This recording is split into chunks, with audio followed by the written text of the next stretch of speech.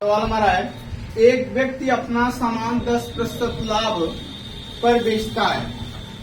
यदि वह 15% लाभ पर बेचता तो उसे 200 रुपये अधिक मिलते। तो सामान का क्रय मूल्य ज्ञात कीजिए। आइए देखिए, मान लिया क्रय मूल्य 100 रुपया है, ठीक ना। 10% लाभ पर बेचेगा कितना होगा? 110। 10% लाभ पर बेचेगा, मान लीजिए 100 रुपया है क्रय मूल्य। 10% लाभ पर बेचेगा कितना बेचेगा? 110। लेकिन कह रहा है यदि वह 15% लाभ पर बेचता है तो 15% लाभ पर बेचेगा कितना होगा? 115, ठीक ना। तो अंतर कितने का बाबू? 5 का। 5% का कितना रुपए का अंतर कह रहा है?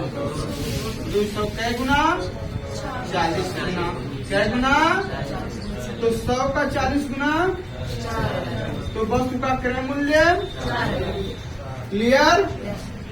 बोलिए, एक बार फिर समझा जाए, एक बार फिर समझा जाए। भैया देखिए इधर, ध्यान दीजिए इधर। कह रहा है एक व्यक्ति अपना सामान 10% लाभ पर बेचता है। यदि वह 15% लाभ पर बेचता तो उसे 200 रुपया अधिक मिलते। तो सामान का क्रय मूल्य है ना। मान लिया सामान्य का क्रय मूल्य 100 रुपया है।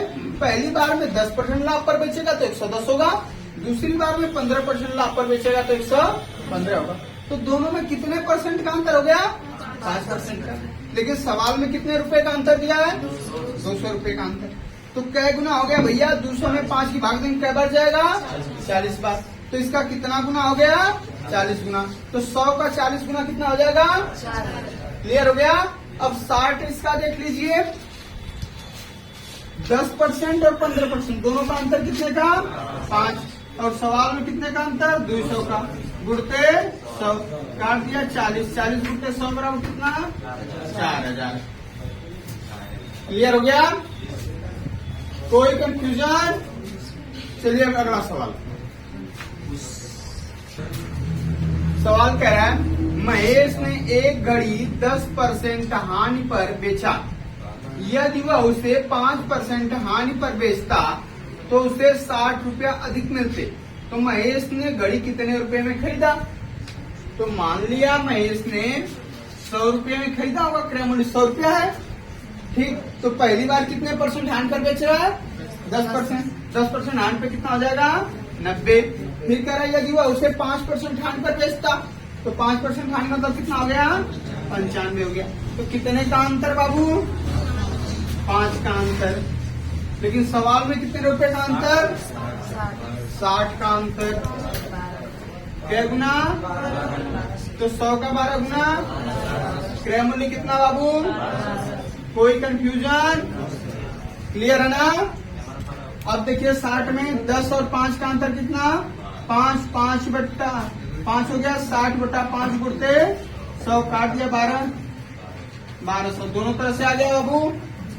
क्लियर है भैया? कोई कंफ्यूजन? चलिए अगला सवाल। चलिए सवाल देखिए, एक व्यक्ति अपनी कुर्सी 15% लाभ पर बेचा। यदि वह 10% हानि पर बेचता तो उसे 500 रुपये कम मिलते। तो कुर्सी का क्रय मूल्य ज्ञात करना है। मान लिया 100 हो गया, 100 मान लिया। तो पहले वह कितना लाभ पर बेच रहा है? तो 15% लाभ पर बेचेगा कितना होगा? 115, ठीक। यदि वह 10% हानि पर बेचता तो अगर 100 रुपये हम खरीदा, 10% हानि पे बेचेगा तो कितना बेचेगा? 90 में। तो अंतर कितने का बाबू? 25% का। लेकिन सवाल में कितना कह रहा है? कै गुना? 20 गुना। तो 100 का 20 गुना, तो वस्तु का क्रय मूल्य। क्लियर? एक बार फिर से कह रहा है कि एक व्यक्ति अपनी कुर्सी 15% लाभ पर, 15% लाभ कितना हो जाएगा? 115। अब फिर 10% हानि पे कितना हो जाएगा? 90। अंतर कितने का बाबू? 25 का। लेकिन सवाल में अंतर कितने का? 500 का। कै गुना? 20 गुना। तो 100 का 20 गुना 2000। क्लियर है? 20 गुना कोई कंफ्यूजन? बोलिए आप लोग। अगला सवाल कह रहा है एक घोड़े को 10% हानि की जगह 20% लाभ पर बेचा जाता है तो उसे 3,000 रुपये अधिक मिलते हैं। तो घोड़े का क्रय मूल्य तो 100 मान लिया गया। 10% हानि का मतलब कितना? 90। 20% लाभ का मतलब अंतर कितने का? 30% बराबर कितना हो गया? 3,000। क्या गुना? 100 गुना। तो इसका 100 गुना। क्लियर हो गया? कोई कंफ्यूजन? एक बार फिर से, एक घोड़े को 10% हानि की जगह 20% लाभ पर बेचा जाता है तो उसे 3,000 रुपये अधिक मिलते हैं। तो 10% हानि 90 हो गया, 20% लाभ 120 हो गया। दोनों का अंतर क्या परसेंट? 30%। 30% अंतर है, 30% अंतर, लेकिन कितना कह रहा है? 3,000। क्या गुना? 100 गुना। तो 100 का 100 गुना कितना होगा? 10,000। क्लियर हो गया? कोई कंफ्यूजन?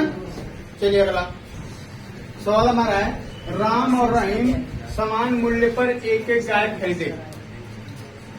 राम ने अपनी गाय 20% लाभ पर, रहीम ने अपनी गाय 25% हानि पर बेच दिया। यदि राम रहीम से 4500 रुपये अधिक पाया तो गाय का क्रय मूल्य जांचिए। चलिए 100% मान लें। अब राम जी क्या करते हैं? 20% लाभ लेते हैं। राम जी अगर 20% लाभ लेते हैं तो कितना हम बेचेंगे? और रहीम जी क्या करते हैं? 25% हानि करते हैं तो कितना हम बेचेंगे? दोनों का अंतर ये 120 और 75 का अंतर कितना? सवाल में कितना? 6 गुना 100 गुना 100 गुना। क्लियर? अगला सवाल